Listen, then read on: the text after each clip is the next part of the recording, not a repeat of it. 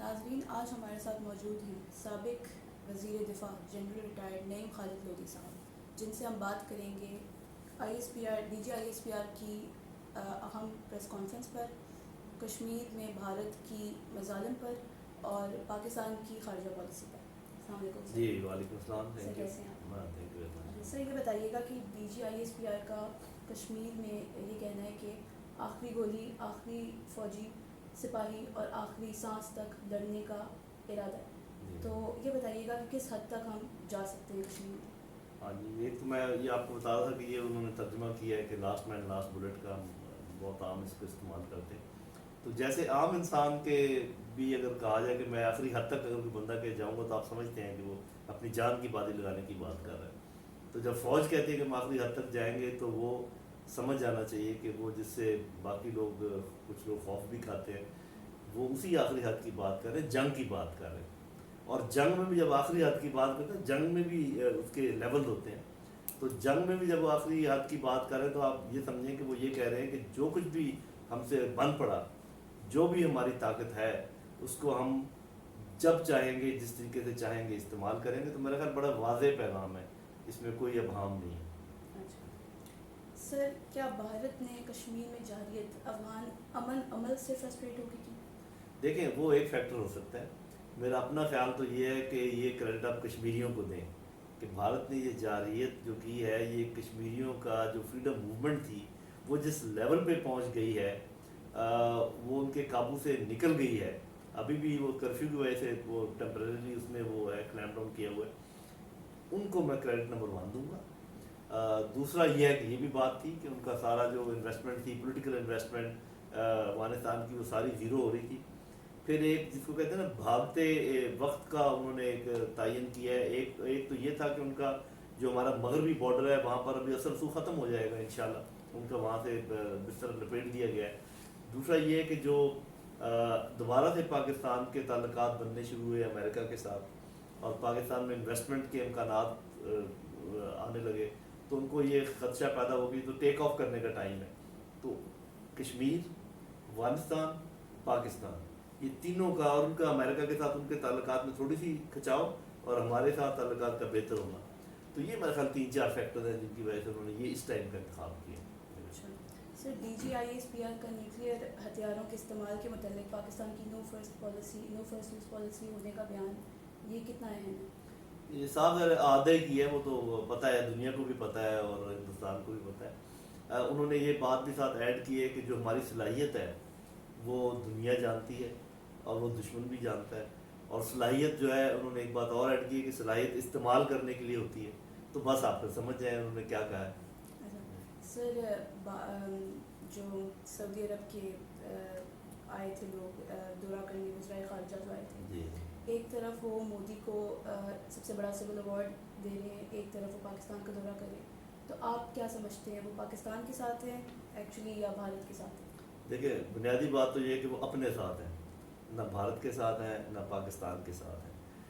لیکن یہ کہ پاکستان یہ ایکسپیکٹ ضرور کر رہا تھا کہ ہماری اتنی دیرینہ جو ان کے ساتھ ایک تعلقات کا ایک پوری ہسٹری ہے، اس کی بنیاد پر کم از کم ٹائمنگز کا وہ خیال رکھیں گے کہ عین جب کشمیریوں پہ اتنا ظلم و ستم ہو رہا ہے، اگر وہ کچھ دیر رک جاتے ایوارڈ دینے میں، یا اور دوسرا انہوں نے اس طریقے سے سپورٹ بھی نہیں کی جس کا، بلکہ آپ نے دیکھا ہوگا کہ یو ای کا جو ایمبیسڈر ہے ہندوستان میں، اس نے تو یہاں تک کہا کہ ہو سکتا ہے ہندوستان کے اس قدم سے کشمیریوں کے حالات سدھر جائیں، یہاں تک انہوں نے بات کی، جو کہ بالکل نیگیٹو اور غلط بات ہے۔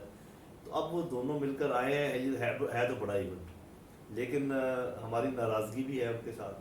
دیکھتے ہیں کہ وہ کیسے اس کو دور کرتے ہیں۔ دیکھیں، ان کے پاس لیوریج ایک ہی ہے، اور وہ ہے پیسے۔ وہ آپ کو بھی میرا خیال اگر لالی پاپ دیں گے تو یہی دیں گے کہ ہم یہاں بھی انویسٹ کرتے ہیں، لیکن میرا خیال پاکستان کو اس سے امپریس ہونے کی کوئی ضرورت نہیں، باوجود اس کے کہ جب بھوکے کو بھوک لگی ہو تو روٹی کی خوشبو بہت ہوتی ہے، لیکن پاکستان کو برداشت کرنا چاہیے۔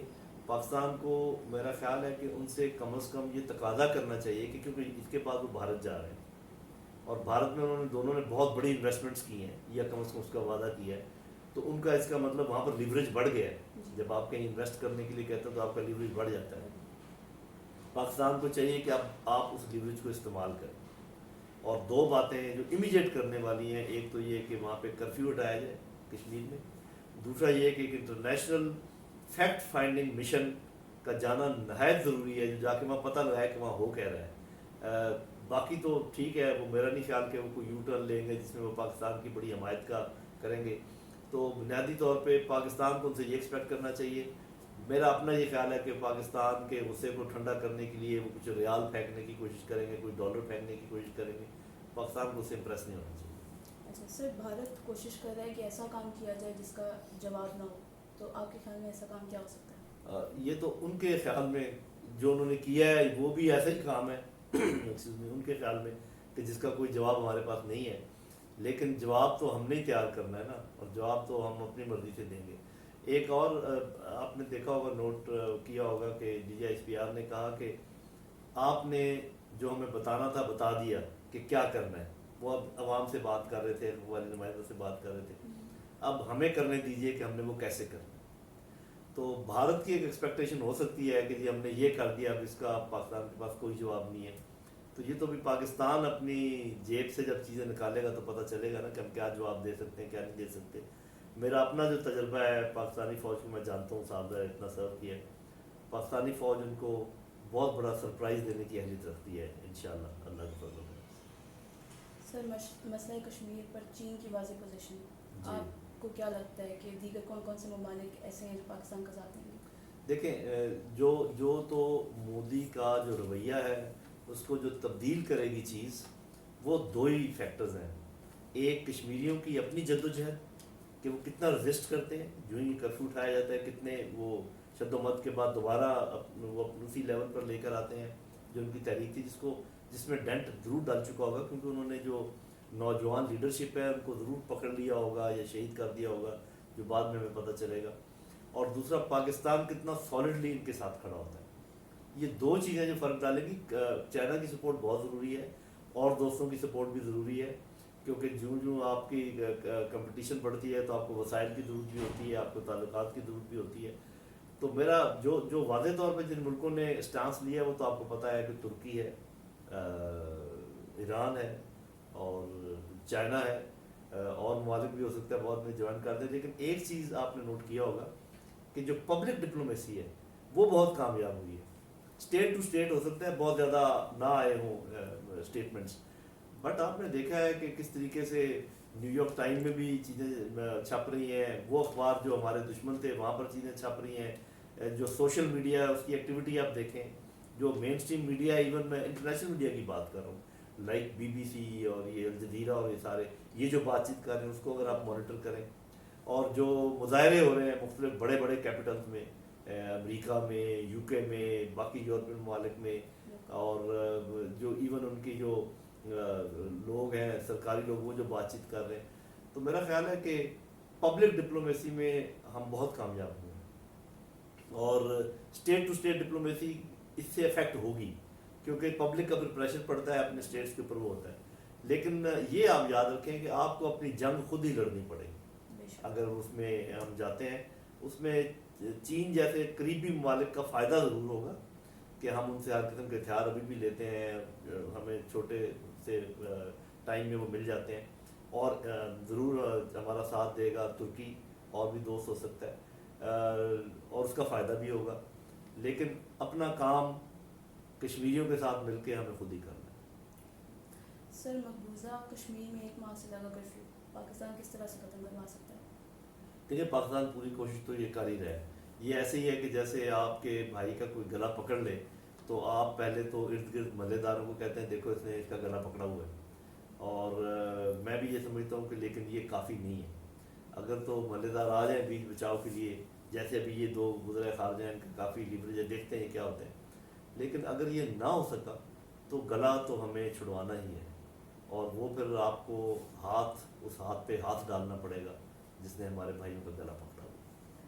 سر، موجودہ حکومت اور ماضی حکومتوں کی کشمیر پالیسی میں کیا فرق ہے؟ دیکھیں میں تو یہ سمجھتا ہوں کہ کشمیر پالیسی تو مور اور لیس تمام پولیٹیکل پارٹیز، اور چاہے ڈکٹیٹر آئے چاہے جمہوری حکومتیں ہوئیں، تقریباً لگ بھگ ایک جیسی ہے.